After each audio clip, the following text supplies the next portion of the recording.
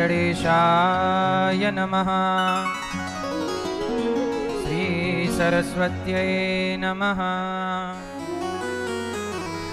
श्रीमते रामानुजाय नमः। नारायणं नमस्कृत्य नरं चैव नरोत्तमं देवीं सरस्वतीं व्यासं ततो जयमुदीरये। लक्ष्मीनाथसमारम्भां नाथयामुनिमध्यमाम् अस्मदाचार्यपर्यन्तां वन्दे गुरु परम्पराम्। जय जय श्री राधारमण, जय जय नवल किशोर, जय गोपी चित्त चोर प्रभु, जय जय माखन चोर। जय जय माखन चोर, जय जय माखन चोर। राधा मेरी मात है, पिता मेरे घनश्याम, इन दोनों के चरणों में मेरा कोटि कोटि प्रणाम। मेरा कोटि कोटि प्रणाम, मेरा कोटि कोटि प्रणाम। आए हो तो प्रेम से लो हरि का नाम, सब भक्तों को अनिरुद्ध की जय जय राधे श्याम। जय जय राधे श्याम, जय जय राधे श्याम, जय जय सीताराम। वो मैंने जब से हरि जी तेरा नाम लिया, अभिमान दिखाना छोड़ दिया। आप लोग अभी भी अभिमान करते हो। आप लोग अभिमान इसलिए करते हो क्योंकि प्रभु का नाम लेना आया नहीं। जो सच्चा प्रेम से भगवान का नाम लेना सीख जाएगा, जो भगवान का हो जाएगा, जो भगवान के आश्रित होगा, वो कभी अहंकार नहीं करेगा। यदि आपको अहंकार है तो समझ लेना कि अभी तक भगवान ने आपको स्वीकार नहीं किया। कर लिया होता तो आपका अहंकार शून्य हो चुका होता। अहंकार बता रहा है कि अभी प्रभु ने आपको स्वीकार। ओ मैंने जब से हरि जी तेरा नाम लिया, अभिमान दिखाना छोड़ दिया। आप भगवान के हो जाओगे ना तो अहंकार इस बात का नहीं कि मेरा ये और मैं ये। अहंकार, अच्छा बताओ, अहंकार अच्छा है कि बुरा है? जोर से। पर मैं इसे अच्छा बना दूं तो? आओ आओ अहंकार को अच्छा बनाते हैं। अहंकार को अच्छा कब बनाया जा सकता है? जब आपको इस बात का अहंकार हो कि मैं प्रभु का हूं, मुझे ये अहंकार है, मुझे इस बात का घमंड है कि मैं भगवान का दास हूं, मैं भगवान श्रीमन्नारायण का एक छोटा सा कण हूं, उनके चरणों की रज हूं। इस बात का मुझे क्या हो? अभिमान हो। अहंकार अच्छा है किस बात का? कि मैं भगवान का हूं। अहंकार बुरा है। कौन सा? अहंकार बुरा तब होता है जब आप ये कहते हैं मैं ये हूं, मेरा ये है, मुझे नहीं जानते, मेरा पैसा, बल, पद, प्रतिष्ठा। जब ये अहंकार करते हैं तो ये गलत होता है। कौन सा अहंकार सही है? कौन सा? मैं कौन हूं? हनुमान जी कहते हैं, सीता मैया ने पूछा तुम कौन हो? हनुमान जी ने अहंकार से कहा राम दूत मैं मातु जानकी, और अपने जीवन को भक्ति के पथ पर जोड़कर अपना जीवन कृतार्थ कर लीजिए। हमारे श्रीमान कृष्ण कुमार खन्ना जी और हमारी मैया श्रीमती ममता देवी खन्ना जी प्रेम से कच्छा की गंगा में मैया डुबकी लगा रही हैं।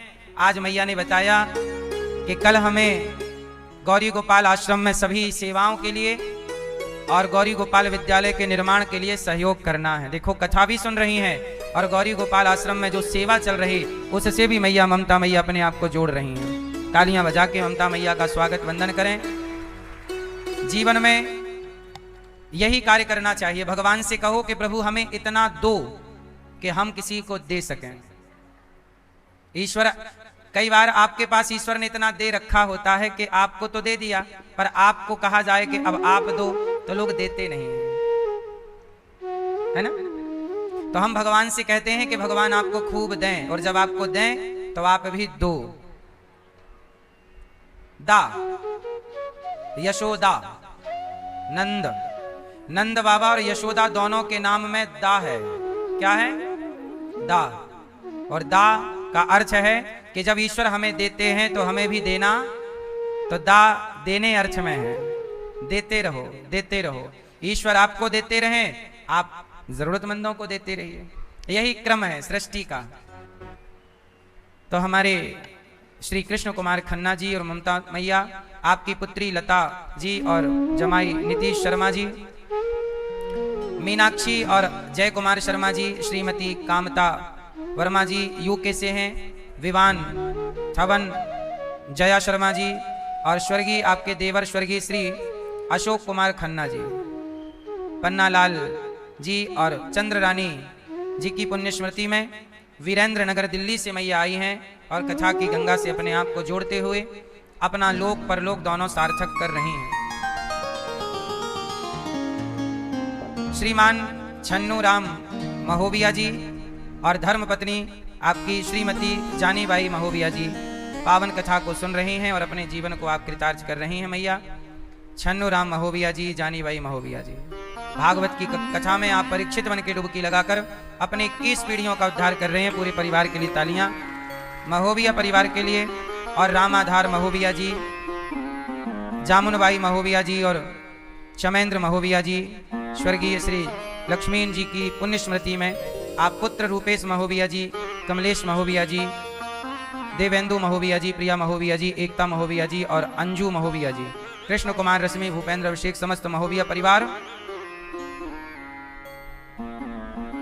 छुईदान छत्तीसगढ़ से आप आए हैं और प्रेम से कथा की गंगा में आप सब डुबकी लगाकर जीवन को कृतार्थ कर रहे हैं।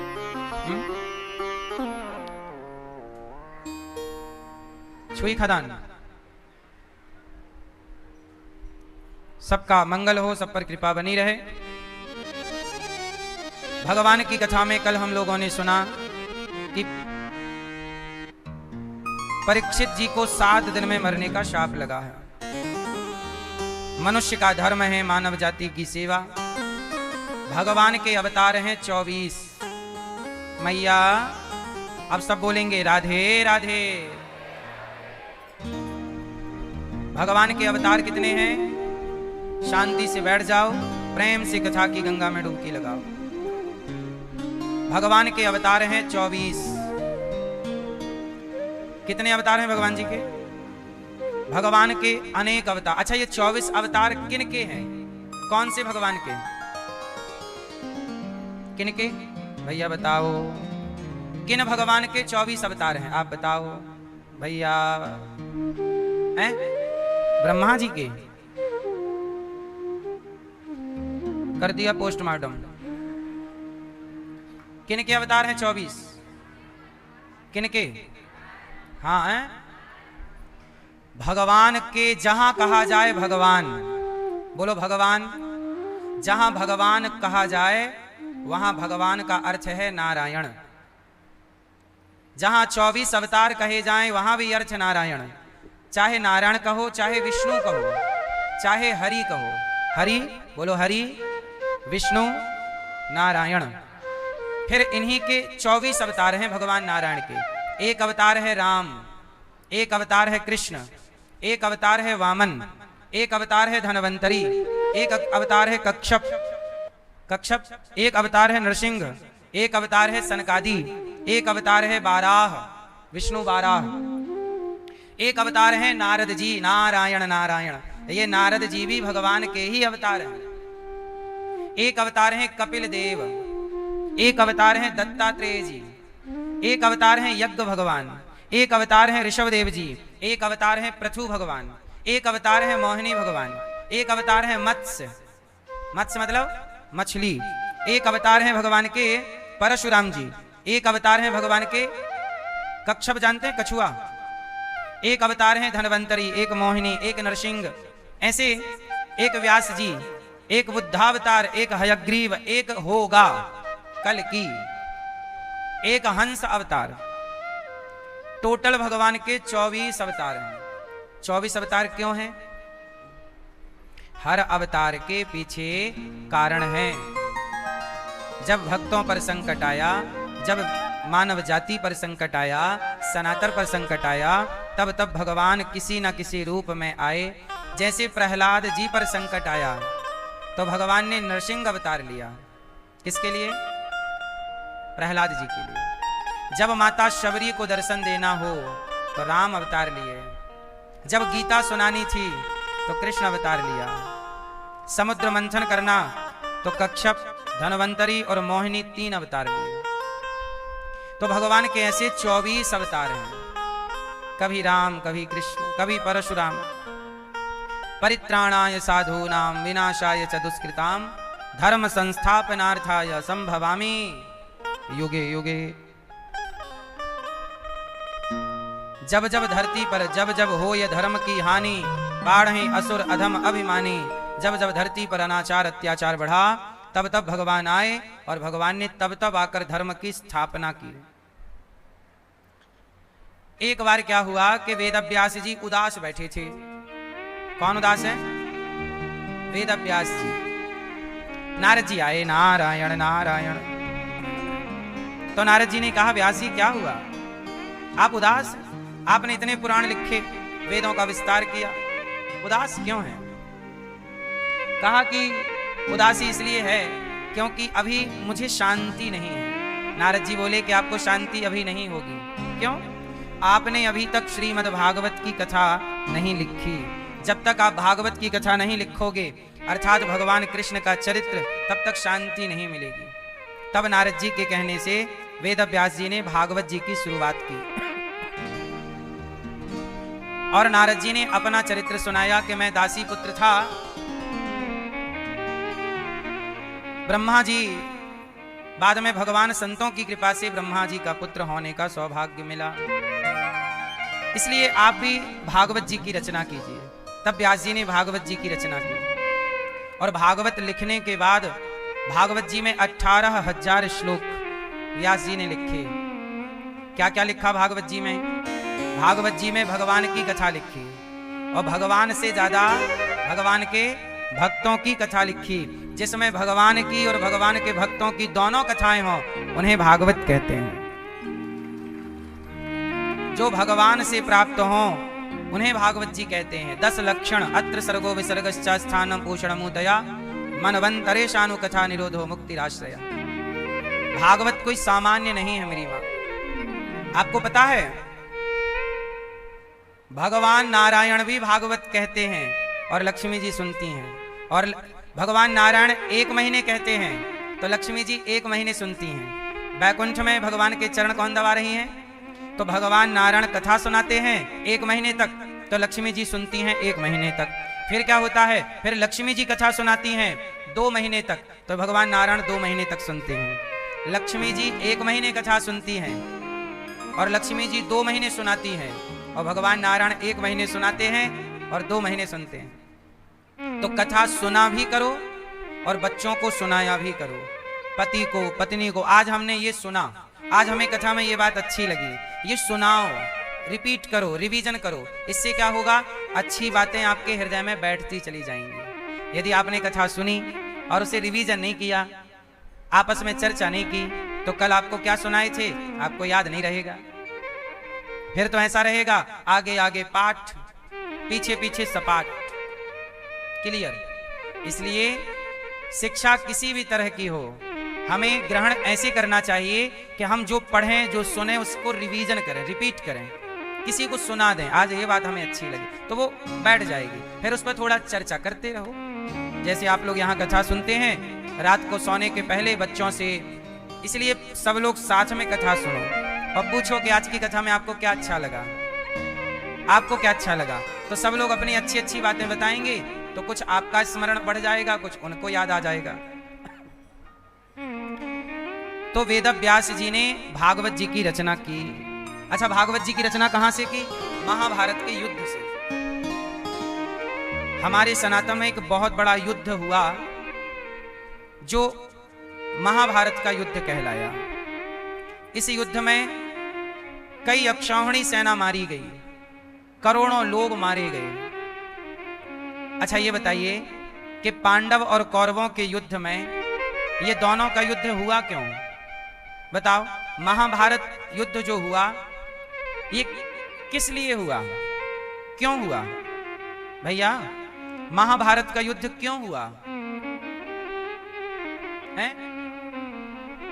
क्यों हुआ आप बताओ। हाँ, महाभारत का युद्ध क्यों हुआ? नहीं मालूम। महाभारत का युद्ध हुआ था जमीनी विवाद के कारण। कौन सा विवाद?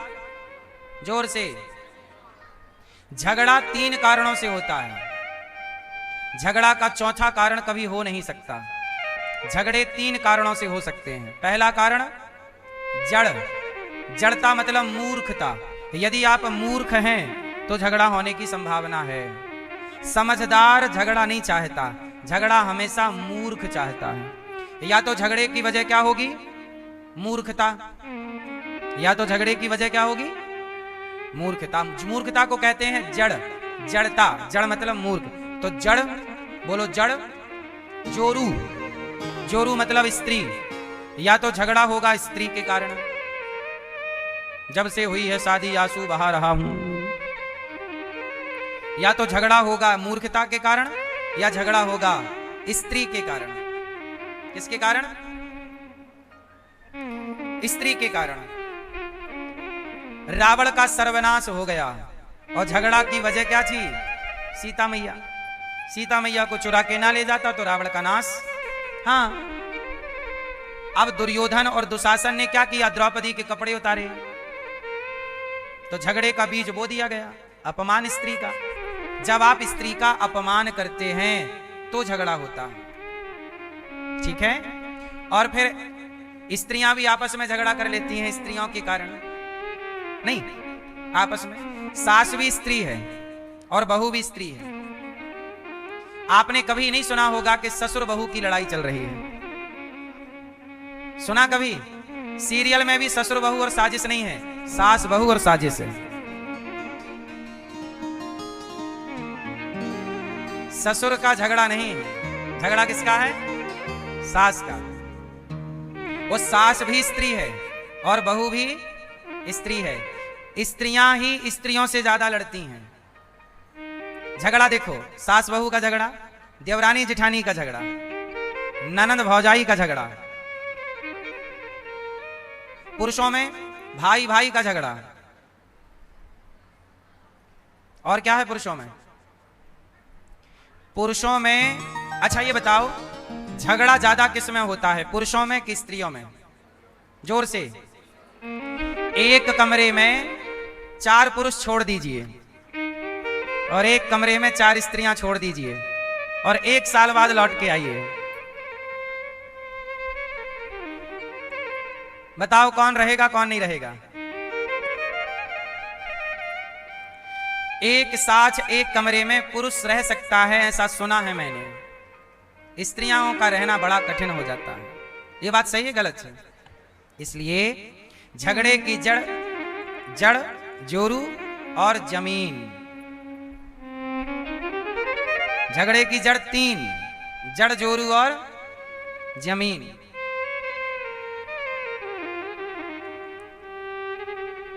स्त्री जितनी कोमल होती है, स्त्री जितनी कोमल होती है उतनी कठोर भी होती है। ये बात सही है कि गलत है? स्त्री का दिल, स्त्री को मां कहा जाता है। मां जैसी ममता कहां होगी? स्त्री जितनी कोमल उतनी ही कठोर हो जाती है वो कई बार। इसलिए पुरुष और स्त्री की तुलनात्मक की जाए, लोग कहते हैं ना कि स्त्री और पुरुष बराबर हैं। कौन, अच्छा स्त्री पुरुष बराबर हैं कि कोई बड़ा छोटा है? उत्तर दो। बेटा बेटी बराबर हैं कि बड़ा छोटा है? कौन कौन बड़ा कौन छोटा? कौन बड़ा कौन छोटा बताओ भैया, बताओ स्त्री पुरुष में कौन बड़ा कौन छोटा के बराबर हैं? जोर से बोलो, कौन बड़ा? आप बताओ। पुरुष बड़ा कि स्त्री बड़ी है? नहीं, स्त्री बड़ी होती है, पुरुष कभी बड़ा नहीं होता। पुरुष स्त्री के आगे झुकता है। हमारे यहाँ परंपरा है कि पिता भी अपनी बेटी के पांव छूता है, पिता भी अपनी बेटी के पांव छूता है।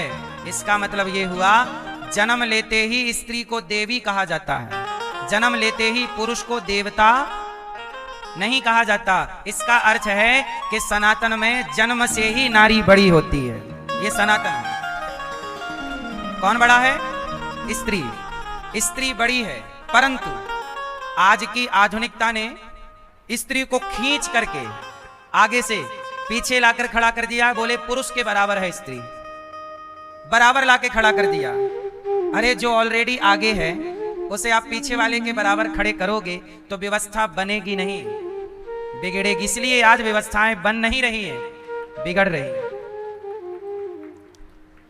अब उदाहरण से देखिए।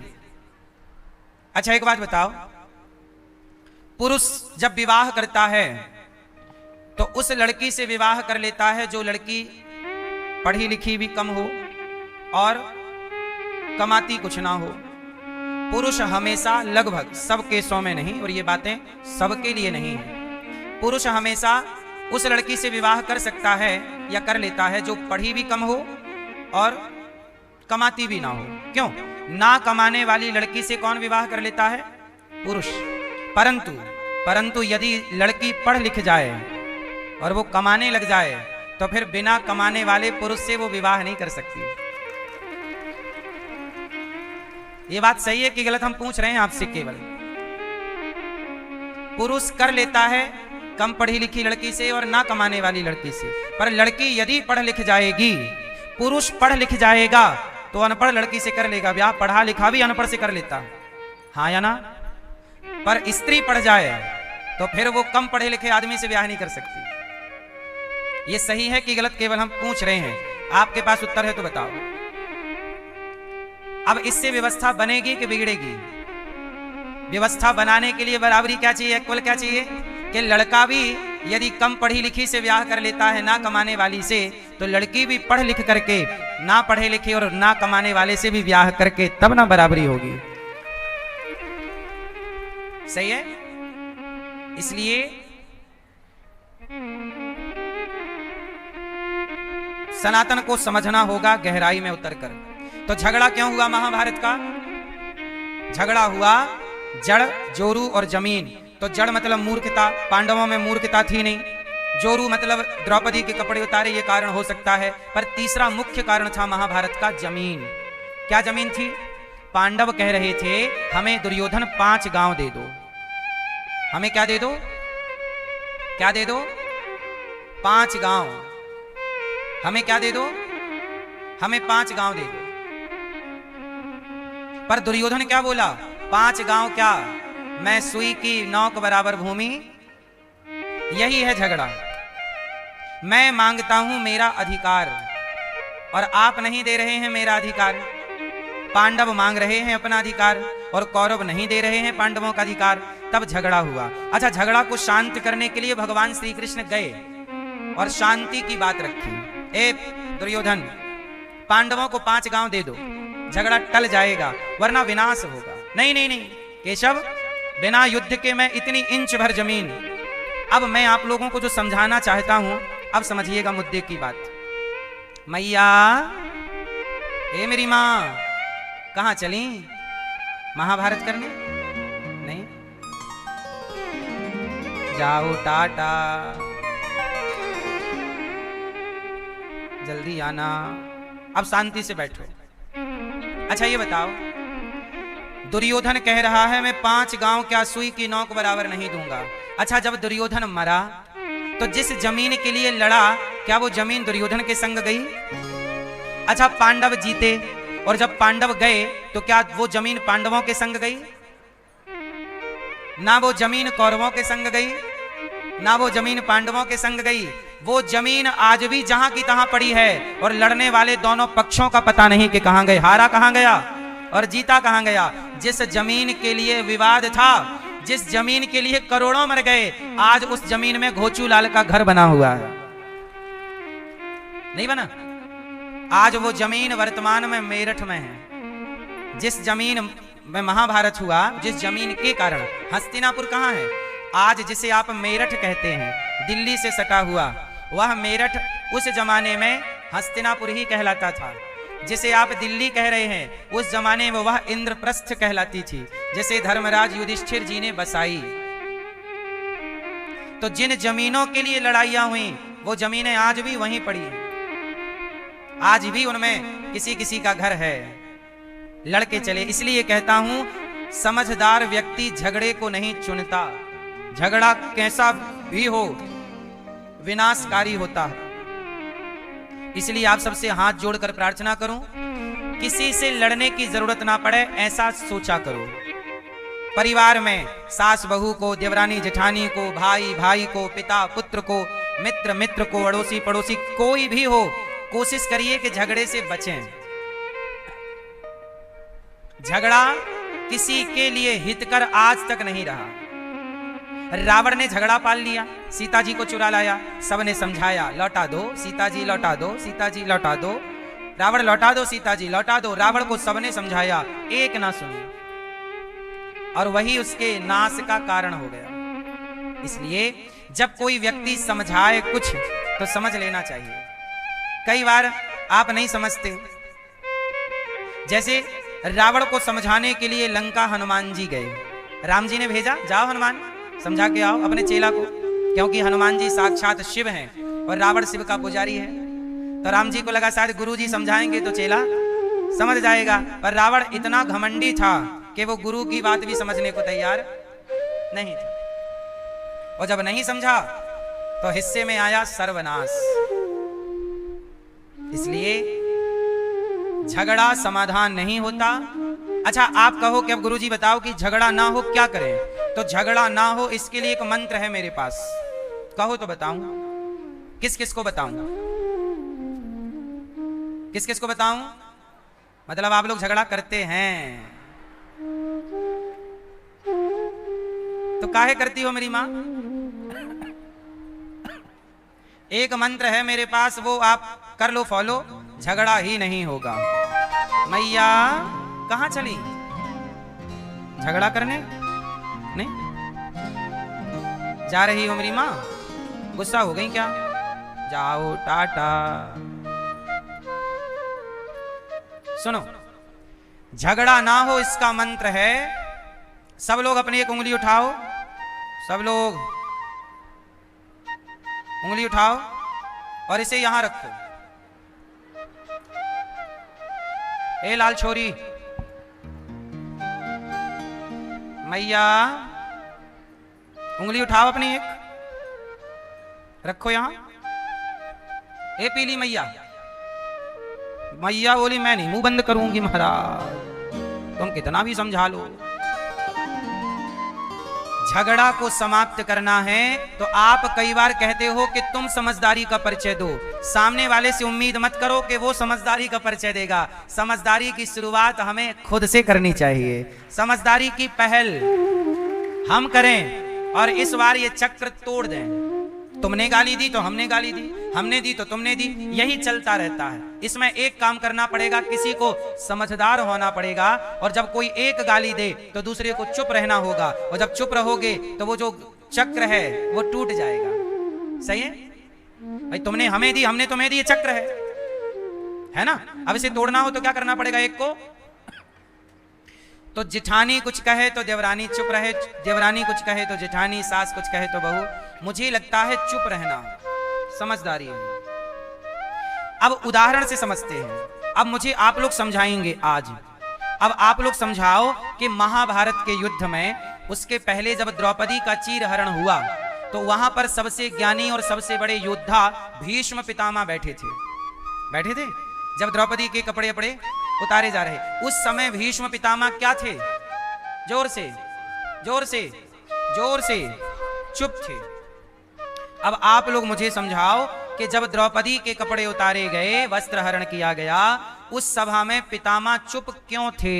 उत्तर दो।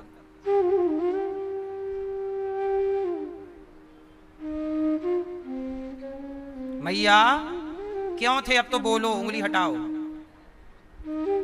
बोलो क्यों चुप थे पितामह?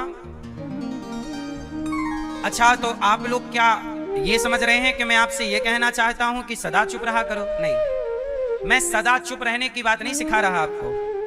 अपने अधिकार के लिए आपको बोलना होगा, अपने अधिकार के लिए तो आपको बोलना होगा, पर चुप भी कई बार रहना समझदारी है। तो कहां चुप रहें और कहां बोलें, ये आपको समझा रहा हूं कि वो कौन सी परिस्थिति है, सिचुएशन है कि जहां बोलें, और वो कौन सी परिस्थिति है कि जहां चुप रहें। आज मैं दोनों आपको समझाऊंगा। कहां बोलना है, आज मैं आपको बोलना भी सिखाऊंगा और चुप रहना भी सिखाऊंगा। आओ पहले चुप रहना सीखें, फिर बोलना सीखेंगे। आओ पहले क्या सीखेंगे? कहां चुप रहना चाहिए। पितामह भीष्म क्यों नहीं बोले? उत्तर आप दीजिए। नहीं, आप दीजिए भैया, आप दीजिए चश्मा वाले। पितामह चुप क्यों थे? पीछे वाले भैया, पीछे वाले, चलो आप बता दो। हैं? हाँ, भीष्म पितामह इसलिए चुप थे क्योंकि भीष्म पितामह की दुर्योधन जैसे दुष्ट, दुशासन जैसे दुष्ट, शकुनि जैसे दुष्ट पितामह जैसे महापुरुषों को सुनना ही नहीं चाहते थे, इग्नोर कर देते थे। जहां आपके शब्दों की वैल्यू ना हो, वहां शब्द खराब नहीं करने चाहिए। समझ रहे हैं? जहां आपके शब्दों की वैल्यू, कीमत ना हो, कदर ना हो, आप बोल रहे हैं, सामने वाला सुन ही नहीं रहा है, तो दुर्योधन जैसा दुष्ट पितामह समझाएं तो वो दांत देता था। बुढ़ा चुप रहो, चुप बैठो, चलो। अब आप कुछ बोले और आपको आपसे छोटा बच्चा कह दे बुढ़ा चुप रहो, आपको कितना बुरा लगेगा? अपमान। तो पितामह का अपमान कई बार हो चुका। पितामह ने तो धृतराष्ट्र को समझाया, दुर्योधन तो बेटा दुर्योधन के बाप को समझाया, धृतराष्ट्र तू जो कर रहा है ना, तू सर्वनाश को चुनौती दे रहा। पर धृतराष्ट्र भी पुत्र के मोह में अंधे थे। जब पितामह की कोई सुनता ही नहीं, जैसे आज भी आप लोग अपने घर के बुजुर्गों को इग्नोर करने लग जाते हैं। आज भी तो आपके घर के बड़े बूढ़े एकांत में बैठे हैं चुपचाप, कौन सुन रहा है? तो जब आप कुछ पूछेंगे नहीं, बड़ों की इज्जत नहीं करेंगे, तो बड़े समझदार हैं तो कहेंगे भाई चुप ही रहें। इसलिए पितामह मजबूरन चुप थे, पर उनकी चुप्पी में गलती थी। गलती ये हो गई कि चुप यहां नहीं रहना था, यहां दुशासन के जाके 2-4 थप्पड़ मारने थे, मारते तो शायद ये टल जाता। तो क्यों चुप थे ये मैंने कारण बताया कि दुष्ट दुर्योधन इज्जत नहीं करता था, इसलिए चुप थे। पर चुप नहीं रहना था, बोलना था। तो अब आपको मैं बात करूं कि आपको कहां चुप रहना चाहिए। जब आपकी मां आपसे कुछ कहे और आपको डांटे, आपको उल्टी बात कहे, मां कुछ कहे तो चुप रहो, पिता कुछ कहे तो चुप रहो, बड़ा भाई कुछ डांट दे, कुछ कह दे तो चुप रहो, मित्र कुछ कह दे तो चुप रहो, पत्नी कुछ कह दे तो चुप रहो। अपनों के बीच में बोलने की ज्यादा जरूरत नहीं है, चुप रहो। आपकी मां आपको कुछ कह रही है, चलो आपकी मां आपको डांट रही है, गधा कहीं का, तो 1 नंबर की गधी है। कौन डांट रहा है? मां। अब मां ही डांट रही है, तुम्हें गधा कह रही है, तुम्हें गधी कह रही है, तो अब तुम मां से क्या कहोगे? तो यहां चुप रहना समझदारी है। क्या समझदारी है? बोलो हाँ। तो मां कुछ कहे चुप रहो, बाप कुछ कहे चुप रहो, पत्नी कुछ कहे चुप रहो, है ना, और दादा दादी कुछ कहे, मित्र, आज आपका मित्र आपसे नाराज है, वो कुछ कह रहा है, बोल रहा है, डांट रहा है, गरिया रहा है, आज चुप रहो, आज उसका दिमाग खराब है, चुप रहो, आज समय अनुकूल नहीं है बोलने का, चुप। ये तो स्थान है चुप रहने के। जैसे कथा चल रही है, कथा में भी चुप रहना चाहिए, जैसा कि आप हैं, ये सब चुप यहां रहना चाहिए। अब कहां बोलना चाहिए तो सुनो।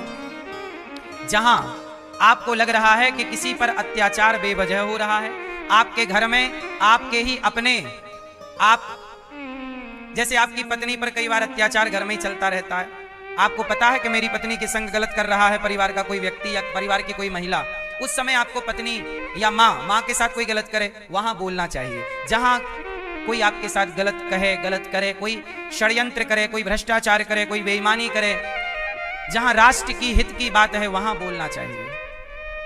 ठीक है, तो कहां बोलें और कहां चुप रहें, यदि ये दोनों सही समझ में आ गए तो आपकी जिंदगी आसान हो जाएगी। आप गलती क्या करते हैं कि जहां चुप रहना चाहिए वहां बोल देते हैं, और जहां बोलना चाहिए वहां चुप रह जाते हैं। अब देखो ना, ये दास अनिरुद्ध ने, देखो हमारे देश में लिव इन आया, कौन आया? जोर से, जोर से थोड़ा बोल दो, कौन आया? लिव इन आया। तो जैसे ही लिव इन आया तो दास अनिरुद्ध ने, मैंने उसके खिलाफ बोला तो मीडिया को बड़ी मिर्ची लगी थी, बड़ा बवाल काटा। तो मैंने बोला, क्यों बोला? क्योंकि यहां बोलना जरूरी था, यहां चुप रहना जरूरी। तो देखो, मुझे जहां बोलना होता है, चाहे कोई कितना भी बुरा कहे, कितना भी विरोध करे, पर मैं वह बोलता हूं जहां मुझे बोलना चाहिए, और मैं वहां चुप रहता हूं जहां मुझे नहीं बोलना चाहिए। कोई मुझे गाली देता है, अपमानित करता है, जलील करता है, मैं नहीं बोलता। कई बार देखा होगा आपने सोशल मीडिया पर, मुझे लोग गाली देते हैं, गलत गलत बोलते हैं, मैं उन्हें रिप्लाई नहीं करता। क्यों? क्योंकि मुझे पता है, हमारे गांव में हमने सीखा है कि कुत्तों के मुंह लगा नहीं जाता। कुत्तों के मुंह लगा नहीं, कौन कुत्तों के मुंह लगे?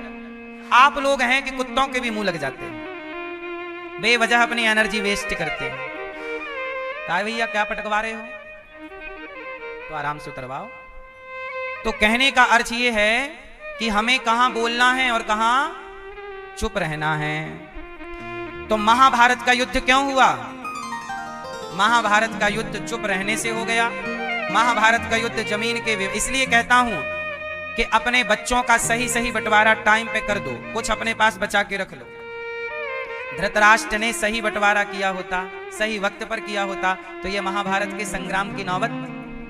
आप लोग बंटवारा नहीं करते, बच्चे पैदा कर लेते हो 3-4, और बंटवारा करने के टाइम बूढ़ा रोता है कि नहीं जी नहीं देंगे।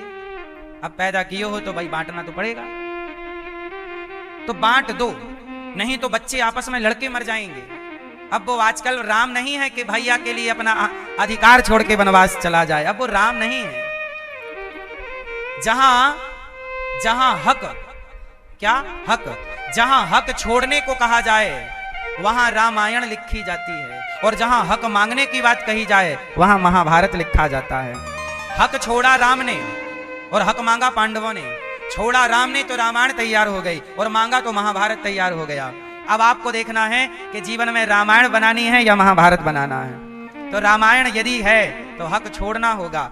आजकल भाई राम जैसा कहां है और भरत जैसा कहां है। इसलिए कोई बात नहीं, राम के कुछ आचार विचार लक्षण हमारे जीवन में आने चाहिए, कुछ तो आए, कुछ तो आए। तो महाभारत की मूल वजह क्या है? जमीनी विवाद। इसलिए आप लोग समय पर बंटवारा कर दीजिए, ये सिखा रहा है महाभारत। एक और चीज सीखने जैसी है, महाभारत के एक मुख्य पात्र हैं कर्ण। क्या नाम है? जोर से, कर्ण। आप बताओ, कर्ण ने दुर्योधन का साथ देकर सही किया कि गलत किया? जोर से, जोर से, क्या किया? किसे लगता है कि कर्ण ने सही किया मित्र का साथ देकर? दुर्योधन का साथ दिया ना, किसे लगता है सही किया? अच्छा, किसे लगता है गलत किया? कुछ लोगों को कुछ भी नहीं लगता, ना तो सही में हाथ उठाए ना तो गलत में। कुछ लोग बोले नहीं हम हाथ बात क्यों उठाएं, आप तो अपना कथा सुनाओ, हम हाथ उठाने थोड़ी आए हैं।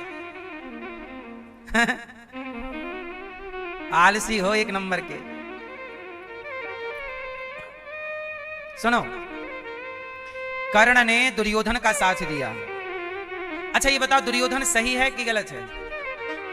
तो कर्ण को भी ये बात पता थी कि गलत है। अच्छा, द्रौपदी के कपड़े उतार दो, ये आज्ञा किसने दी थी? दुशासन ने, शकुनी ने, दुर्योधन ने, कर्ण ने। किसने आज्ञा दी? पढ़ा है आप लोगों ने? द्रौपदी के कपड़े उतारने की आज्ञा किसने दी थी? किसने? हैं? कर्ण ने। द्रौपदी के कपड़े उतार दो, ये दुशासन से किसने कहा था? ये आइडिया किसका था?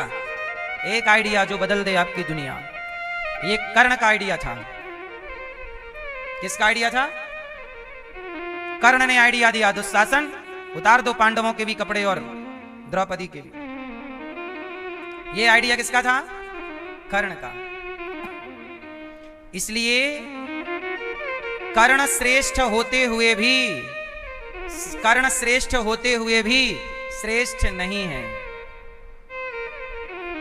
कर्ण को जितना सम्मान समाज में मिलना चाहिए, कर्ण उतना सम्मान समाज से नहीं पाए। और मूल कारण यह था कि कर्ण सही थे, पर कर्ण साथ गलत का दे रहे थे, और गलत का साथी भी गलत ही होता है। दुर्योधन के साथ रहते रहते कर्ण की बुद्धि पांडवों से नफरत करने लग गए। अच्छा, पांडवों से नफरत थी आपकी, ठीक है नहीं, लेकिन पांडवों की पत्नी से नफरत क्यों? कपड़े उतार दो क्यों? चलो पत्नी से भी नफरत। पांडवों के पुत्र अर्जुन के पुत्र का नाम है, क्या नाम है? अभिमन्यु। अभिमन्यु को जब मारा गया तो वहां कर्ण भी थे। कर्ण को पता था कि यह गलत है, निहत्थे पर वार नहीं करना था, यह महाभारत का नियम था, उस युद्ध का नियम था। पर कर्ण को जानते हो क्या बनना था? श्रेष्ठ। अब श्रेष्ठ चाहे भतीजे को मारकर बनूं, चाहे भाभी के कपड़े, बहू के कपड़े उतार कर बनूं, चाहे अर्जुन को मारकर बनूं, मुझे तो श्रेष्ठ बनना है। जब व्यक्ति स्वार्थी हो जाता है तो अंधा हो जाता है। एक अंधे थे धृतराष्ट्र और दूसरे अंधे थे कर्ण। किसमें अंधे हो गए? निज स्वार्थ में। मुझे श्रेष्ठ बनना है। भगवान कृष्ण ने समझाया था कि कर्ण, तुम 5 पांडवों के सबसे बड़े भाई छठवे हो, तुम कुंती के पुत्र हो। मजबूरी में तुम्हारी मां कुंती ने तुम्हें पानी में बहाया था, वो कथा आप सब जानते हैं। द्रौपदी कुंती को एक संत ने मंत्र दिए थे कि जब भी तुम इस मंत्र का उच्चारण करोगी तो जिस देवता का मंत्र पढ़ोगी वो देवता आएंगे और तुम्हें एक पुत्र दे करके जाएंगे। तो कुंती मां को विश्वास हुआ नहीं। जैसे आजकल के साइंस पढ़े हुए बच्चों को सनातन पर भरोसा नहीं होता, तो कुंती बुआ भी उस समय बच्ची थी, जवान लड़की। उन्हें भी लगा बाबा जी ने कह दिया मंत्र पढ़ोगे तो कोई मंत्र पढ़ने से बच्चा होता है, उन्हें भी भरोसा नहीं हुआ। तो उन्होंने पहले देखा कि मैं ट्रायल तो करूं, तो एक मंत्र पढ़ दिया और वो मंत्र था सूर्य भगवान का। और जैसे ही मंत्र पढ़ा तो मंत्र तो अपना काम करेगा। याद रखना, मंत्र, तंत्र और यंत्र, ये तीनों अपना काम करते हैं। मंत्र, बोलो मंत्र। तंत्र, तंत्र क्या है? लोकतंत्र, तांत्रिक देश है ना ये, लोकतंत्र। और यंत्र, यंत्र क्या है? मोबाइल, गाड़ी, ये सब यंत्र हैं। तो यंत्र अपना काम करता है, तंत्र अपना काम करता है और मंत्र अपना काम करता है। तो जब मंत्र पढ़ा माता कुंती ने तो तुरंत सूर्य भगवान आए, कहा कि मैं तुम्हें पुत्र दूंगा। कुंती बोली मैं तो कुंवारी हूं। बोले नहीं, तुम भले कुंवारी हो पर मेरा आना अब निष्फल नहीं होगा, परंतु हम तुम्हें एक वरदान दे सकते हैं। क्या? कि तुम्हें पुत्र होने के बाद भी तुम पुनः कुंवारी हो जाओगी। पुत्र होने के बाद भी क्या हो जाओगी? कुंवारी। तो कुंती माता को यह वरदान था कि वो पुत्र होने के बाद भी अपने को कुंवारी कर सकती थी। इसलिए 5 कन्याओं में एक नाम है इनका। तो कर्ण हो गए, कर्ण सूर्य पुत्र हैं। अच्छा, ये कर्ण कौन है? तो सुनो, ये कर्ण पिछले जन्म के एक राक्षस हैं। कर्ण पिछले जन्म का कौन है? एक राक्षस। सुन रहे हैं आप? और वो राक्षस ने सूर्य भगवान की खूब पूजा की। अब ध्यान से सुनिएगा, कर्ण एक राक्षस हैं पिछले जन्म के, और इन्होंने सूर्य भगवान से खूब सूर्य की आराधना की। तो सूर्य प्रकट हो गए, तो इन्होंने वरदान मांगा कि हमें 1000 कवच कुंडल दीजिए और हमें कोई मार ना सके, ऐसा वरदान दीजिए। तब सूर्य भगवान बोले कि ऐसा वरदान तो मैं नहीं दे सकता, कुछ और मांगो। तब कहा कि सुनो, 1000 साल तक तपस्या करने वाला ही मुझे मार सकता है, और वो भी 1000 साल तपस्या करेगा तब मेरा एक कवच कुंडल तोड़ सकता है।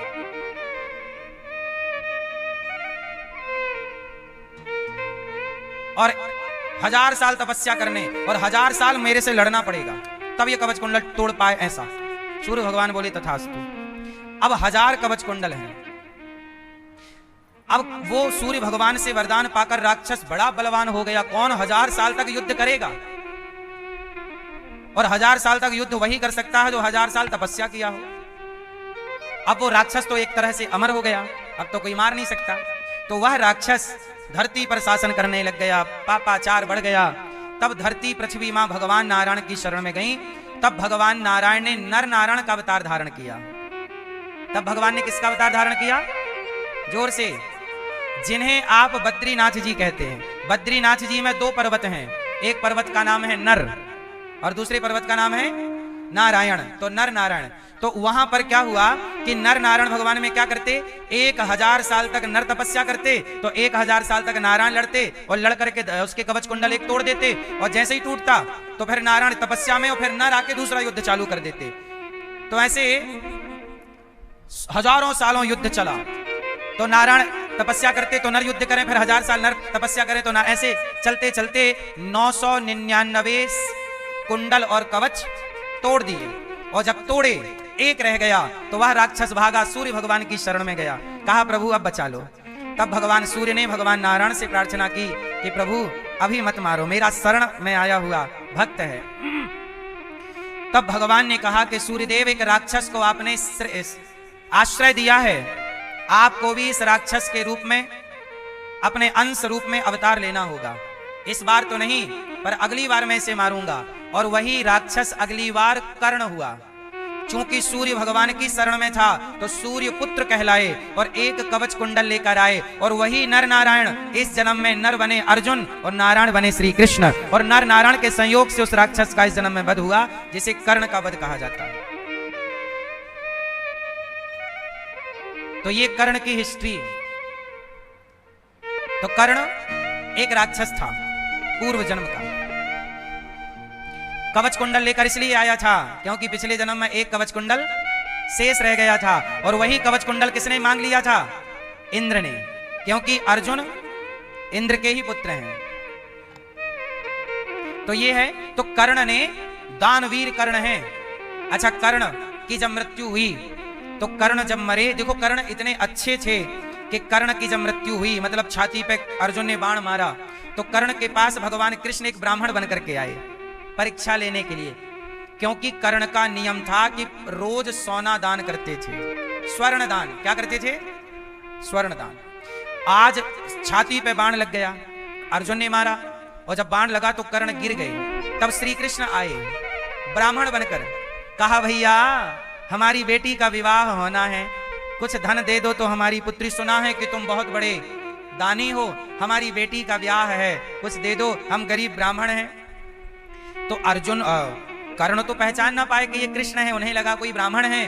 तब कर्ण ने कहा कि मैंने अपना सोने का रथ तो पहले ही दान कर दिया था कि मैं मर जाऊं तो ये रथ फलाने सेवा में लगा देना, कवच सब दान कर दिया, कुछ भी नहीं रहा। हाँ, तब याद आई कि मेरे दांतों में सोना लगा है। कर्ण के दांतों में क्या लगा था? जैसे पहले के लोग दांतों में सोना लगवा लेते थे, तो कर्ण के भी दांतों सोना। तो कर्ण सोचिए कि छाती पे बाण लगा है, मृत्यु की सैया है, मृत्यु की क्या है? सैया।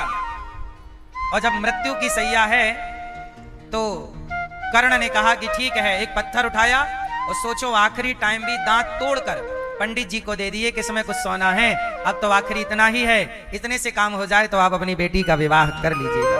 तब भगवान श्री कृष्ण प्रकट हो गए चतुर्भुज रूप में।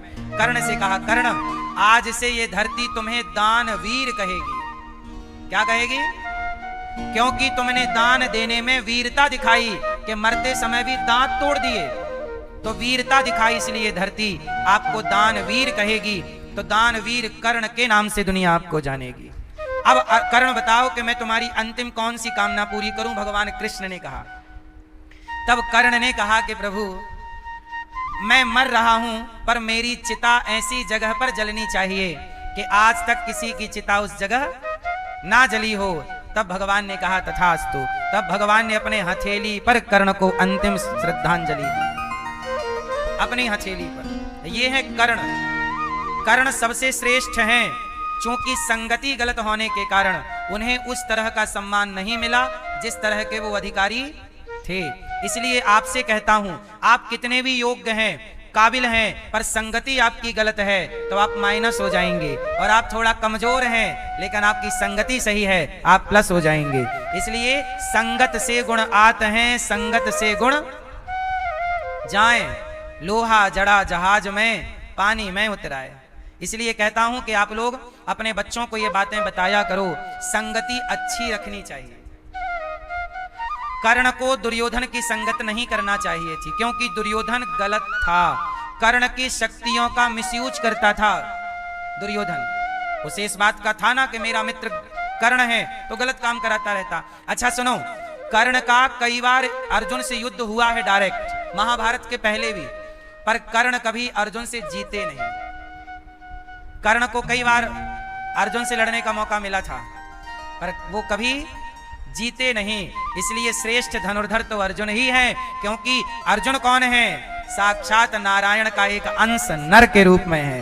नर अर्जुन है और नारायण श्री कृष्ण है। ये नर नारायण, आज भी हम लोग बद्रीनाथ जी में नर नारायण भगवान की पूजा करते हैं। तो जो कर्ण से युद्ध हुआ था वो बद्रीनाथ जी में हुआ था, और भगवान ने तपस्या की थी वो बद्रीनाथ जी में। आज भी वहां नर नारायण विराजे हैं। बोलिए बद्री विशाल भगवान की। ठीक है, तो महाभारत आपके घर में ना हो, इसलिए आपको रोज महाभारत से कुछ अच्छी चीजें पढ़नी चाहिए, सीखनी चाहिए। आजकल समाज में ये अपवाद फैला दिया कि महाभारत पढ़ने से महाभारत होता है, ऐसा लोगों को कंफ्यूज कर दिया। इससे लोगों ने पढ़ना छोड़ दिया, अब दिन भर इंस्टाग्राम चलाते हैं, है ना। आजकल व्यक्ति देखो, पहले लोग कहां रहते थे? गांव में। गांव को क्या बोला जाता है? ग्राम। पहले सब लोग ग्राम में रहते थे, आज भी शहर में रहते हुए लोग ग्राम में रहते हैं। फर्क इतना है कि पहले खेत खलिहान के बीच में ग्राम था, आज मोबाइल पे ग्राम है, इंस्टाग्राम। ग्राम तब भी था, ग्राम आज भी है, नहीं है? तो ग्राम, महाभारत की कथा ये सिखाती है आपस में नहीं लड़। अच्छा, 5 पांडवों में एक चीज आपने देखी होगी, पांचों में संगठन है। क्या है? एकता। जहां सुमति तहां संपत्ति नाना, जहां कुमति तहां विपत्ति निदाना। अच्छा, क्या हुआ? दुर्योधन के जंघा तोड़ दी भीम भैया ने, तो गुरु द्रोणाचार्य के पुत्र अश्वत्थामा आए, और अश्वत्थामा ने द्रौपदी के 5 पुत्रों को सिर काट दिया।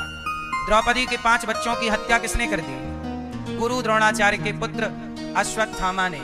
अब द्रौपदी के जब 5 बेटे मरे, तो अर्जुन ने पकड़ा, भगवान कृष्ण को ले गए और अश्वत्थामा को पकड़ कर लाए। अश्वत्थामा ने ब्रह्मास्त्र चलाया, अर्जुन भगवान की शरण में आए। कृष्ण कृष्ण महाबाहो भक्तानाम भयंकरा, त्वमेको दह्यमानाना मपवर्गोऽसि संस्रते। चरणों में गिर पड़े अर्जुन, प्रभु बचाइए। भगवान ने कहा तुम भी ब्रह्मास्त्र चलाओ, और दोनों ब्रह्मास्त्र से दोनों शांत हुए। अर्जुन के बाल पकड़ करके अर्जुन ने अश्वत्थामा के केस पकड़े और द्रौपदी के समक्ष लाकर खड़ा किया। द्रौपदी, तेरे 5 पुत्रों को इसने मारा, ये हत्यारा रहा, बोल क्या दंड देती है? द्रौपदी बोली छोड़ दो। छोड़ दे? हाँ छोड़। भगवान से पूछा कि आप बताइए अश्वत्थामा के संग क्या करें? तब भगवान ने कहा कि ब्रह्मबंधुर्न हन्तव्य आतताई वधारण, मयैवो भयमाम्नातं परिपायनुशासनम। ब्राह्मण को कभी मारना नहीं चाहिए और आताताई को कभी छोड़ना नहीं चाहिए। ये जन्म से ब्राह्मण है और कर्मों का आताताई है, इसलिए इसे मार भी दो और छोड़ भी दो। अश्वत्थामा के सिर की मणि निकालकर अश्वत्थामा का अपमान करके नगर से निकाल दिया गया। मैया, ओ पंचायती मैया, ए गुलाबी मैया, लाल मैया, होगी पंचायत? हैं? पंचायत नहीं पूरी हुई? कर लो। और ए मोबाइल वाले भैया, हाँ खींच लो सेल्फी। ये तो आप घर पे भी कर सकते थे। सुन लो कथा, अपनी ही सेल्फी लेना है बैठे बैठे, तो ये तो घर पे भी कर सकते थे, है ना। सुनो, भगवान श्री कृष्ण ने कहा अश्वत्थामा को मार भी दो और छोड़ भी दो। अब मारना क्या है? अच्छा बताओ, मारना किसे कहते हैं? जान से मारने को ही मारना नहीं कहते। अच्छा ये बताओ, आपने अपनी मां को कभी मारा है? पिता को मारा है? जिस दिन आपने अपने पिता का अपमान किया, समझ लो कि उस दिन आपने मारा है।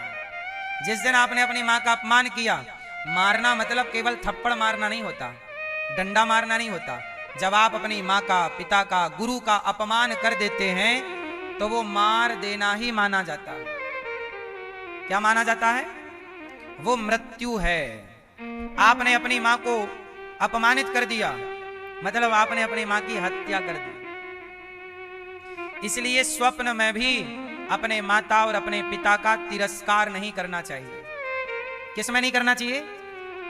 स्वप्न में भी मां बाप का अनादर नहीं करना चाहिए। समझ रहे हैं? और आजकल के बच्चे तो आंख दिखाकर कहते हैं तुमने हमारे लिए किया ही क्या है, तुमने हमारे लिए किया ही क्या है। वाह! सबसे चतुर जानवर कौन होता है? होशियार, लोमड़ी। कौन होता है?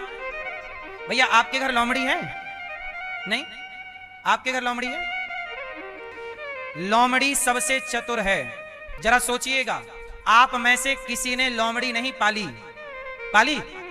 आप में से किसी ने लोमड़ी नहीं पाली, पर लोमड़ी की चतुराई आप में आ गई।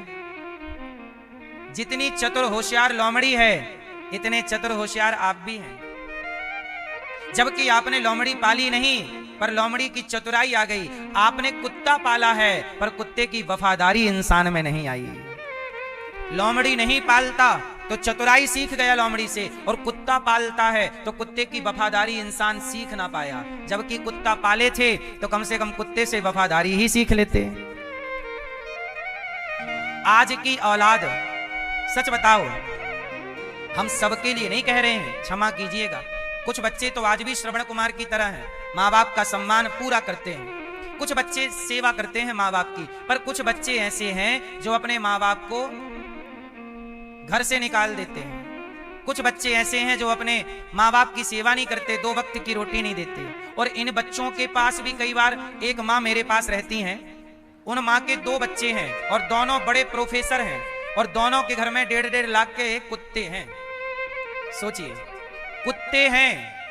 वो कुत्ता जो मालिक के प्रति वफादार है, पर ये बेटा अपनी माँ के लिए वफादार ना हो सका। तो कुत्ते से भी तो तुम ना सीख पाए वफादारी। कुत्ता मालिक के प्रति वफादार है कि नहीं? तो फिर बेटा को भी माँ के लिए वफादार होना चाहिए। बोलो हाँ। फिर आज का इंसान कुत्ते के स्तर से भी नीचे गिर चुका है। आज के इंसान ने गिरने में महारत हासिल की है। गिरने में और कितना गिरोगे? गिर गिर करके गिरने और कितना गिरोगे? गिरने की सारी हदें पार कर दी। अरे कुत्ते से भी नीचे गिर गया इंसान। ये बात सही है कि गलत है? कुत्ते से भी नीचे गिर गया। कुत्ता भी इतना गिरा नहीं है जितने आज के कुछ लोग गिरे हुए हैं। इसलिए कहता हूं, कुत्ते से भी सीख सकते हो। दत्तात्रेय जी ने 24 गुरु बनाए, कुत्ते से भी सीख लो, उसे भी गुरु बना सकते हैं। हम उससे वफादारी सीख सकते हैं कि वो कुत्ता होकर यदि वफादार है तो हम इंसान होकर क्यों ना रहें। पर आज का व्यक्ति अच्छाइयां ग्रहण करना ही नहीं चाहता। किसी से, किसी की अच्छाई ग्रहण नहीं करता। अश्वत्थामा के सिर की मणि निकाली और नगर से निकाल दिया, पर अश्वत्थामा के अंदर ना ज्वाला जल रही है। क्या हो गया? अपमान। क्या हो गया? अब अश्वत्थामा ने क्या किया कि पांडवों के वंश को मिटाने के लिए, जो पांडवों के वंश को आगे बढ़ाने वाला बालक था, उसे मारने के लिए ब्रह्मास्त्र चला दिया। क्या चलाया? और ब्रह्मास्त्र गरजता हुआ उत्तरा के गर्भ की ओर चला। उत्तरा, अभिमन्यु की पत्नी का नाम उत्तरा। अभिमन्यु तो मर चुके हैं महाभारत में, पत्नी गर्भवती है। उस गर्भ के बच्चे को मारने के लिए वह ब्रह्मास्त्र चलाया। उत्तरा ने बिना देर किए दौड़ी दौड़ी आई। पाहि पाहि महायोगिन देव देव जगतपते। हे जगतपति, हे प्रभु, मैं आपकी शरण में हूँ। हे श्याम सुंदर, मेरा पुत्र भी जन्म नहीं लिया, पेट में है, उसे मारने अश्वत्थामा ने ब्रह्मास्त्र चला दिया। हे प्रभु, आप हमारे पुत्र की रक्षा कीजिए। भगवान ने कहा तुम चिंता ना करो, और अश्वत्थामा के चलाए गए उस ब्रह्मास्त्र से भगवान ने उत्तरा के गर्भ की रक्षा की और अश्वत्थामा के ब्रह्मास्त्र को खंडित कर दिया। परंतु भगवान ने अश्वत्थामा को दंड दिया, जा तूने गर्भ के बच्चे को मारना चाहा, जा मैं तुझे दंड देता हूं, तू अमर हो जा। लोगों ने कहा प्रभु ये दंड है कि वरदान है? ये दंड तो नहीं लग रहा, लोग अमर होना ही चाहते हैं और आपने फ्री में अमर कर दिया। बोले नहीं, ये अमर तो रहेगा, पर इसके माथे पर जो घाव है मणि छीनने का, इसके जन्म से मस्तक पर एक मणि थी, छीन ली तो घाव, बोले इसका घाव कभी नहीं भरेगा जब तक ये जीवित रहेगा, अमर रहेगा। इसे प्यास लगेगी पर पानी नहीं पी सकेगा ठीक से, भूख लगेगी पर भोजन नहीं खा सकेगा ठीक से, ऐसे अमर। अब बताओ ऐसी अमरता आप लोगे कि आपको प्यास लगी है पर पानी नहीं मिलेगा, भूख लगी है पर भोजन नहीं मिलेगा? ऐसी अमरता रोज मरने के बराबर है।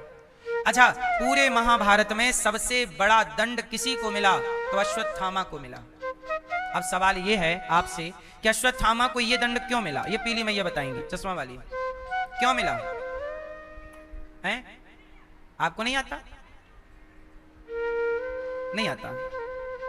मैया बताएंगी सोफे वाली। हाँ, नहीं बताओगे मैया? क्यों, नाराज हो क्या? हाँ बताओ बेटा।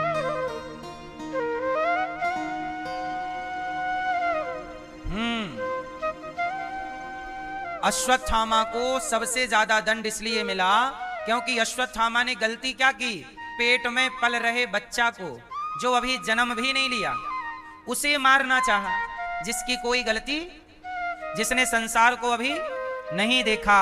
इसका मतलब है कि जो आप लोग भ्रूण हत्या करते हैं, गर्भपात करते हैं, यह सबसे बड़ा पाप है। इसका दंड ईश्वर की अदालत में सबसे बड़ा दंड है। कौन सा पाप? भ्रूण हत्या, गर्भपात।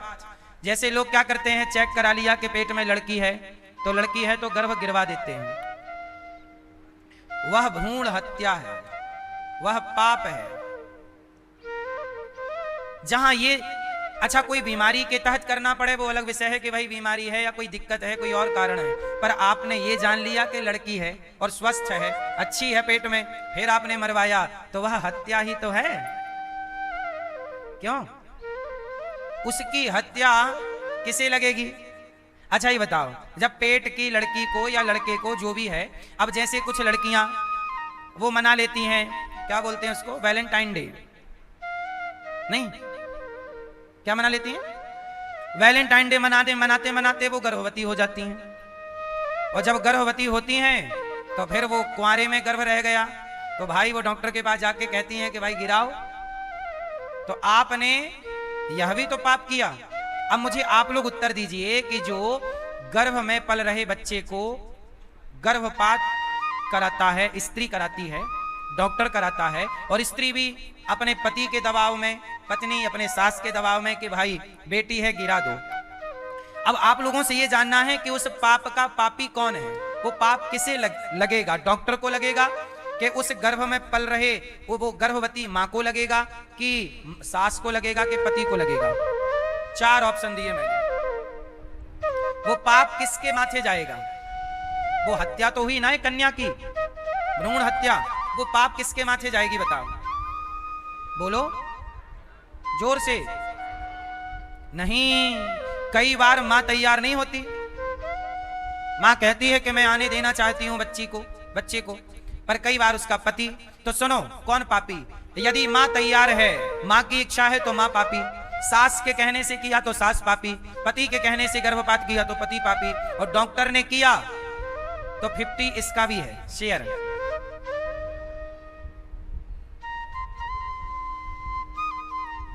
तो ये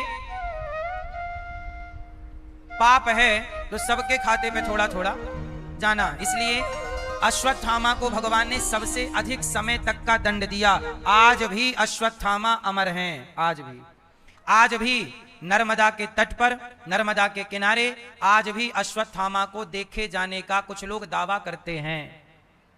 आज भी अश्वत्थामा भटक रहे हैं, और भटक ही रहे तो कभी भारत के पूर्व में, कभी पश्चिम में, पूरा भारत घूम रहे हैं। कहीं जंगल में मिल जाए, कहीं मिल जाए, तो आज भी अश्वत्थामा है। अमर में अश्वत्थामा भी, अश्वत्थामा बलिर्व्यासो हनुमानश्च विभीषण कृपा परशुरामश्च। ये 7 लोग, मार्कंडेय जी सहित 8 लोग आज भी जीवित हैं। कौन कौन आज भी जीवित हैं? अश्वत्थामा, बलि, पाताल के राजा बलि, जिनके यहां वामन भगवान आए। अश्वत्थामा बलिर्व्यासो अर्थात वेद व्यास जी, अश्वत्थामा बलिर्व्यासो हनुमान, हनुमान जी और विभीषण जी, कृपा मतलब कृपाचार्य, परशुराम जी और मार्कंडेय जी 8वें। ये आज भी क्या हैं? जिंदा हैं, अष्ट चिरंजीवी आज भी जीवित हैं। तो अश्वत्थामा के उस प्रहार से भगवान ने उत्तरा के गर्भ की रक्षा की। अब भगवान जाने लगे द्वारिका के मेरा काम हो गया। तब कुंती बुआ आ गईं और कुंती बुआ ने कहा, क्या कहा? कृष्णाय वासुदेवाय देवकी नंदनाय च नंद गोप कुमाराय गोविंदाय नमो नमः। आज कुंती बुआ ने भगवान से कहा कि हे कृष्ण, कृष्णाय वासुदेवाय देवकी अर्थात देवकी नंदन, हे प्रभु आपकी जय हो, आप देवकी पुत्र हैं। नंद गोप कुमाराय, नंद के पुत्र हैं आप, यशोदा नंदन हैं, हे प्रभु आपकी जय हो। मैं आपसे कुछ कहना चाहती हूँ। नमः पंकजनाभाय, आपके नेत्र कमल की तरह हैं, आपका स्वभाव दिव्य है, हे प्रभु आप करुणा की प्रतिमूर्ति हैं। मैं आपसे कुछ कहना चाहती हूँ। कहो बुआ, क्या कहना है?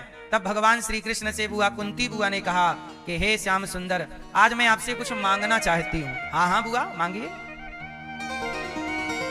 क्या मांगा? कुंती बुआ ने क्या मांगा? विपदः सन्तु नः शश्वत् तत्र तत्र जगद्गुरो भवतो दर्शनं यत् स्यात् अपुनर्भव दर्शनम्। आज कुंती बुआ ने भगवान से क्या मांगा? हे प्रभु हमें विपत्ति दीजिए। क्या दीजिए? क्या दीजिए? हमें दुख दीजिए। क्यों? दुखों से अगर चोट खाई ना होती तो श्री कृष्ण तुम्हारी याद हमें, ये दुख अच्छा है। अच्छा बताओ, दुख किसे कहते हैं? मैया बताओ, दुख किसे कहते हैं? बताओ, आपसे पूछ रहे हैं, बताओ बताओ। पीछे वाली मैया बताओ, दुख किसे कहते हैं? आप बताओ भैया। ठीक है, चश्मा वाली मैया बताएंगी, पीछे वाली सोफे वाली मैया बताओ, सब दुख किसे कहते हैं? मैया क्या बोलती तू? नहीं बोलोगी? नाराज हो क्या मेरी मां? दुख किसे कहते हैं? ए पीली मैया क्या देख रही? दुख किसे कहते हैं? हैं? पड़ोसन को? पीछे वाली मैया बताएंगी। हरी मैया, हरी साड़ी पहनी है ना मैया ने, बताओ मैया दुख किसे कहते हैं? सुनो, दुख किसे कहते हैं? अब सुनो, भगवान को भूल जाना ही सबसे बड़ा दुख है और भगवान को याद रखना ही सबसे बड़ा सुख है। क्या है सुख, क्या है दुख? भगवान को भूल जाना क्या है? दुख है। और भगवान को याद रखना, हाँ, भगवान को भूल जाना ही दुख है, भगवान को याद रखना ही। इसलिए सुखी होना चाहते हैं, भगवान को याद रखिए। जब कोई नहीं आता ना मेरी मां, संसार को बुलाओ। जब कोई नहीं आता हो, हे राम तुम बड़े दयालु। भगवान कौन है? दयालु। कुंती बुआ बोली प्रभु हमें विपत्ति दीजिए। भगवान बोले बुआ मैं दुख नहीं दे सकता। अच्छा एक बात बताओ आप लोग मुझे कि दुख देता कौन है? कौन दुख देता है? मैया। कौन दुख देता है? आपको दुख कौन देता है? मैया। ए मैया, झोले के अंदर से मोबाइल चला रही है मैया। मैया दुख कौन देता है? हैं? कौन देता है दुख? जोर से। कुंती बुआ ने क्या मांगा हमें? भगवान बोले हम दुख नहीं दे सकते, हमने आज तक किसी को दुख दिया ही नहीं। तो जब भगवान ने दुख दिया ही नहीं तो भगवान दुख कैसे दे दें? तो फिर आप लोग सवाल करते हैं कि जो हमारे जीवन में दुख आता है वो कौन देता है? तो सुनो, भगवान कभी किसी को दुख नहीं देते। अच्छा भीष्म पितामह को कितना दुख मिला बताओ? बाणों की सैया पर लेटे, वामन दिन से बाणों की सैया पर लेटे हैं, कितना दुख मिला। कौन दिया दुख पितामह को? जोर से। पितामह को दुख भगवान ने दिया क्या? नहीं। पितामह ने पिछले जन्म में पिछले किसी जन्म में एक सांप को कांटे के ढेर में फेंक दिया। कांटे चुभ गए सांप को, और कांटे चुभने से तड़प तड़प के सांप मर गया। तो कांटों की पीड़ा से सांप मरा, तो वही पितामह को बाणों की पीड़ा से मरना पड़ा। वो कांटों की सैया में सांप लेटा तो पितामह को बाणों की सैया पे। जैसी करनी आपको जो मिल रहा है वो आपका ही बोया हुआ आज काट रहे हैं। इसलिए भगवान किसी को दुख, अच्छा भगवान किसी को सुख भी नहीं देते। जो आपको सुख मिल रहा है वो आपके कर्मों का फल है। तो फिर आप ये सवाल करिए कि जब भगवान दुख नहीं देते, सुख नहीं देते, तो फिर भगवान की हम पूजा क्यों करें? क्यों करें? क्या फायदा पूजा करने से? तो सुनो, भगवान की पूजा करने के फायदे क्या हैं वो सुनो। जब सुख दुख भगवान नहीं देते तो भगवान की पूजा क्यों करें? अब सुनो, अजामिल का नाम सुना होगा। अजामिल ने सारी जिंदगी पाप किया। अब पाप किया था तो उसे भोगना पड़ता ना, और पुण्य किया होता तो पुण्य भोगने भी संसार में आना है और पाप भोगने भी। लेकिन अजामिल के मुख से धोखे से नारायण निकल गया। तो भगवान की भक्ति क्यों करें? जो भगवान की भक्ति करता है भगवान उसके पाप पुण्य सुख दुख से उसे उबार कर, और उसे भगवान पापी से पापी को भी जो कर्मों के कारण नरक में जाता तो भगवान उसे उठाकर अपने धाम ले जाते हैं, बचा लेते हैं। इसलिए भगवान की भक्ति करना चाहिए। कि हमने तो पाप कर ही लिए हैं, बोलो हाँ, अब कर ही लिए हैं तो अब तो भोगना पड़ेगा। तो भोगना ना पड़े इसलिए भगवान की शरण में चलो। जैसे आग की शरण में कोई हरा घास आ जाए, सूखा घास आ जाए, हरी लकड़ी आ जाए, सूखी लकड़ी आ जाए, कोई भी आ जाए, आग सबको जलाती चलेगी, बोलो हाँ। ऐसे भगवान की शरण में पापी आ जाए, पुण्यात्मा आ जाए, बस आ जाए तो प्रभु सबको तारते चलेंगे। एक कथा सुनो इसके उत्तर की, कि व्यक्ति जो करता है भोगना पड़ता है। भगवान किसी को सुख दुख नहीं देते, आपका अपना कर्म ही आपको सुख दुख देता है। तो भक्ति क्यों करें? भक्ति करेंगे तो कर्म से मुक्त हो जाएंगे, कर्म बंधन ही छूट जाएगा। अब सुनो इसके उदाहरण में एक कथा सुनो। एक गांव में एक रंगनाथ नाम के सेठ जी रहा करते थे। क्या नाम था? रंगनाथ जी नाम के सेठ जी। बड़ा अच्छा काम था, पैसे कमाते। उनका एक नौकर था, सांवला सा, बड़ा दुष्ट था, खूब गलत गलत काम करता। अचानक उसकी तबीयत बिगड़ी और वो अपने घर में उसकी मृत्यु हो गई। सेठ को, रंगनाथ सेठ को पता लगा कि मेरा नौकर मर गया। तो उसके परिवार की थोड़ी बहुत मदद सेठ जी ने कर दी। अब वो मर गया और संयोग से ये भक्तमाल की कथा है, सुनिएगा। मरने के बाद जब वो नौकर सेठ जी का यमराज के पास गया तो यमराज जी ने देखा कि भाई तू तो बहुत बड़ा पापी है, तो ऐसा करके हमारी सेना में शामिल हो जा।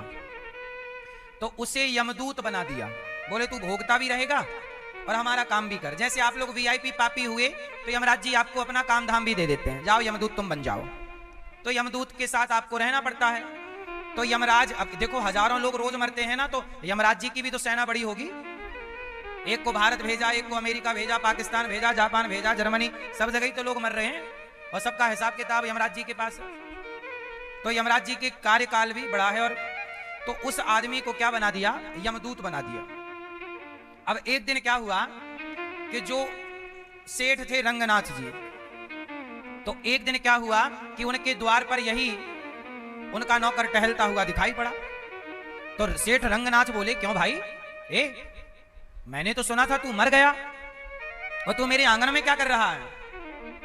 बोला, सेठ जी आपने ठीक सुना, मैं मर गया हूं। अरे तू मर गया, तो ये जिंदा तो है? बोले, नहीं, केवल मैं आपको दिख रहा हूं, क्योंकि मैं आपका नौकर था ना, मैं और किसी को दिखता नहीं हूं, मैं यमदूत हूं, यमदूत। अरे सेठ जी डरे, तो मेरे आंगन में क्या कर रहा है, मुझे लेने आ गया क्या? नहीं मालिक, मैं तो आपका नमक खाया हूं ना, आपने मेरे मरने के बाद मेरे माँ बाप को थोड़ी मदद भी की थी, मैं आपको लेने नहीं आया, लेकिन जो आपके बगल में पड़ोसी है ना, आज मैं उसको लेने आया हूं, आपके पड़ोसी को। अरे बोले, मेरा पड़ोसी तो बड़ा हट्टा कट्टा है, कमाता मस्त है, अभी उसके मरने का टाइम नहीं आया, तू कैसे मार सकता है? बोले, मैं यमदूत हूं, आज मैं उसे मारूंगा। तो सेठ जी बोले, अच्छा तू मजाक कर रहा है, यमदूत बना घूम रहा है, चल काम धाम कर। सेठ जी आपको भरोसा नहीं हुआ, मैं यमदूत हूं, आज आपका पड़ोसी 1:31 पर उसे बैल सींग उसके पेट में घुसाएगा, मैं उस बैल के सींग में जाकर बैठूंगा, और तुम्हें भरोसा ना हो तो देख लेना। ठीक है, अब वो था तो यमदूत ही। अब वो गया बैलों के पास, समय हुआ 1:31, वो बैल को सहला रहा था, बैल प्यार कर रहा कि तभी अचानक बैल को गुस्सा आया और बैल ने इसको सींग में बैठा। ये देखो, मौत कभी अपने ऊपर बहाना नहीं लेती, किसी ना किसी को बहाना। 1:31 हुआ कि वो सींग घुसा दिया बैल ने इसके पेट में, और इसका पड़ोसी रंगनाथ सेठ का मारा गया। अब तो रंगनाथ डरे, यहां भैया यहां, ये तो सही मर गया, ये बता कि अब तू यमदूत है तो बता मैं कब मरूंगा? रंगनाथ सेठ बोले। तो नौकर बोला, सेठ जी मैं आपको बताने आया हूं कि आप सारा पैसा जोड़ जोड़ के तिजोरियों में रख रहे हैं, इससे आपकी गति अच्छी ना होगी। ये आपका पड़ोसी देखो, मौत आई तो 1 मिनट भी लेट नहीं हुआ, मेरे को टाइम बता के भेजा गया था, इतने बज के इतने मिनट में काम तमाम करना है, 1 मिनट भी ईश्वर की तरफ से लेट नहीं होता कोई। आप कहीं भी जाने में लेट हो जाइए, पर ईश्वर के पास जाने में आप लेट ना होंगे। तो सुनो, ऐसा है कि देखो, मैं आपका नौकर हूं, आपका नमक खाया हूं, आपको सच्ची सच्ची बता रहा हूं, आप अपने जीवन में पुण्य करिए, वरना आप जो पाप कमा रहे हैं सेठ जी, मिला मिला के मिलावट कर करके लूट रहे हैं, वजह ब्याज वसूल रहे हैं, आपका भी नरक में हिसाब मैंने एक दिन देखा था, तब आपकी भी डायरी बड़ी है, वहां बहुत यातनाएं मिलने वाली हैं। इसलिए ऐसा करिए, अभी से जीवन में जितना पुण्य कर सको। तो सेठ ने कहा कि यमराज के हिसाब से सबसे बड़ा पुण्य क्या है? यमदूत ने कहा कि भूखों को भोजन कराओ, यही यमराज की नजर में सबसे बड़ा पुण्य है। जो किसी को भोजन कराए, किसी की सेवा करे, किसी के होंठों पे मुस्कान लाए, पानी पिलाए, भोजन दे, कपड़े दे, किसी का बेसहारा का सहारा बने, सेवा करे, वही सबसे बड़ा पुण्यात्मा। तो आपके पुण्य से आपका पाप नष्ट हो सकता है, वरना जो तुमने किया है पाप, आ जाना, मैं आपका नमक खाया था सो कहकर जा रहा हूं, बड़ी यातनाएं हैं, अपने उद्धार का कार्य करिएगा ताकि आपका उद्धार हो जाए। प्रभु के पास जाओगे कष्ट नहीं होगा, यमराज के पास जाओगे बड़ा कष्ट होगा। ये कहकर के चले गए, वो यमदूत चला गया। तब ये रंगनाथ सेठ जी ने खूब पुण्य किया, अखंड भोजन लंगर भंडारा चल रहा है, सारे दिन भगवान नाम का जाप। उसने ये भी कहा था प्रभु का नाम जपा करो, तो श्रीमन नारायण का जाप करना और बड़े प्रेम से भगवान का नाम जपते हुए सेवा करना। इसी में उसने पत्नी को लगा दिया, इसी में उसने पुत्रों को लगा दिया, धन भी बढ़ा, धर्म भी बढ़ा, और अंत में वह सेठ मर करके भगवत धाम गया। क्यों गया?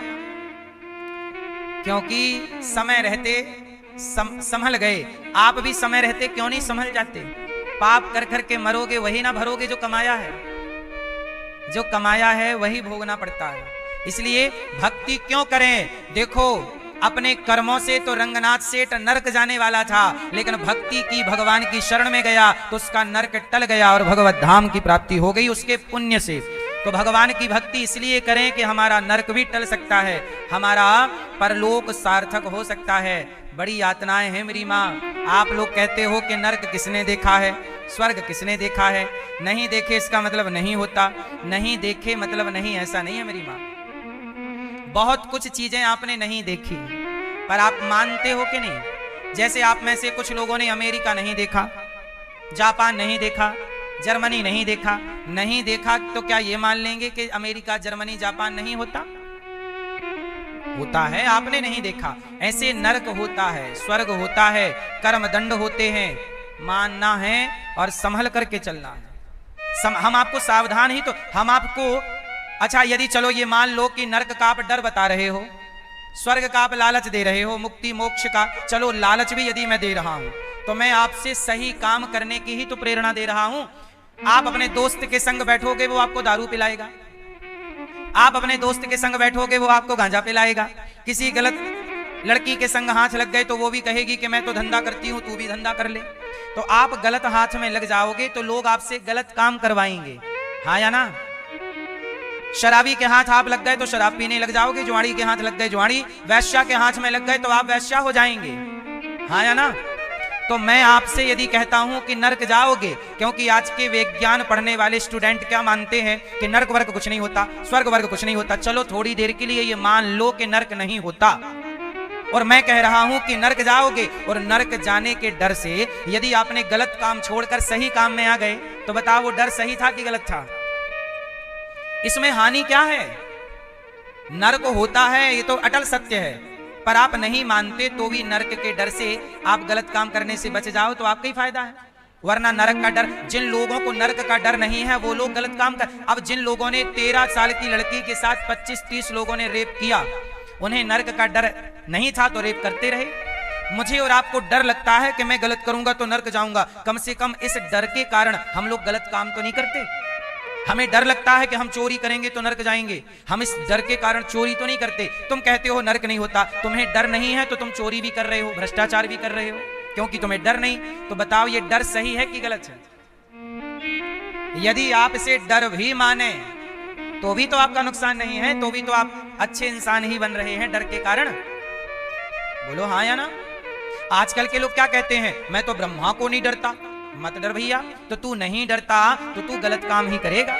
अब शराबी को एक पौआ पिला दो, एक पौआ में वो टुन्न हो जाएगा, फिर कहेगा मैं नहीं डरता किसी से। एक पौआ 50 रुपया का पिलाओ, टुन्न हो जाएगा, फिर वो कहेगा मैं नहीं डरता। फिर तो तुम ब्रह्मा से नहीं डरते, तुम नरकों से नहीं डरते, तो ना डर ना हो। अच्छा ये बताओ, जिस बेटे को बाप का डर नहीं होता वो बेटा बिगड़ जाता है कि नहीं? बोलो, जिस बेटी को माँ बाप का डर नहीं होगा वो बेटी बनेगी कि बिगड़ेगी? हाँ, जहां डर नहीं होता वहां समाज बनता नहीं है, बिगड़ता है। इसलिए माँ बाप का डर होना जरूरी है, टीचर का, सर का, गुरुजनों का डर होना जरूरी है, और भगवान का भी ये डर रखो कि गलत करेंगे तो कोई देख रहा है और वो हिसाब रखेगा। इसलिए डर के कारण ही आप अच्छे इंसान बनेंगे। डर जरूरी है, समाज का डर कि हम एक, अब जैसे बहुत सारे लोग होते हैं जो गलत करना तो चाहते हैं पर समाज के डर से गलत नहीं करते कि यार हम करेंगे तो लोग क्या कहेंगे। तो ये डर सही हुआ कि गलत हुआ? यदि तुम्हें समाज का, सच बताऊं, यदि लोगों को समाज का भी डर ना हो ना, तो आज देखो ना, एक महिला को आपके बारे में उदाहरण दे चुका हूं कि एक स्त्री ने अपने होने वाले दामाद के संग भाग गई। तो समाज का डर नहीं होगा तो मां बोली बेटी तू रुक, मैं पहले चेक करती हूं। तो ये अपनी बेटी को धोखा दे रही है। मां सगी, दामाद बेटा के तुल्य होता, बेटे के संग भाग गई। ये वही लोग हैं जिनको समाज का, इसलिए सामाजिक डर, पारिवारिक डर, माता पिता का डर और सबसे बड़ा धर्म का डर होना चाहिए कि ईश्वर हमें देख, वरना तुम्हें डर नष्ट होगा तो तुम अच्छा ना करोगे। आदमी यदि एक रोटी का भी दान करता है ना तो थोड़े से डर के कारण करता है कि यार यदि हम नहीं दिए तो हमें कौन देगा, ईश्वर के घर जाओगे तो ईश्वर तो यही पूछेंगे कि तुमने कितना पुण्य किया। इसलिए डर के कारण ही कुछ लोग पूजा करते हैं। तो ये डर सही है कि गलत है? फिर इसलिए मेरी मां, हमें तो डर लगता है। किससे डर लगता है? कि हमें ईश्वर देख रहे हैं। हम यदि आपके गाल में एक थप्पड़ मारेंगे तो ईश्वर हमें देख रहे हैं कि देख अनिरुद्धाचार्य, तूने बेवजह उसको मारा है।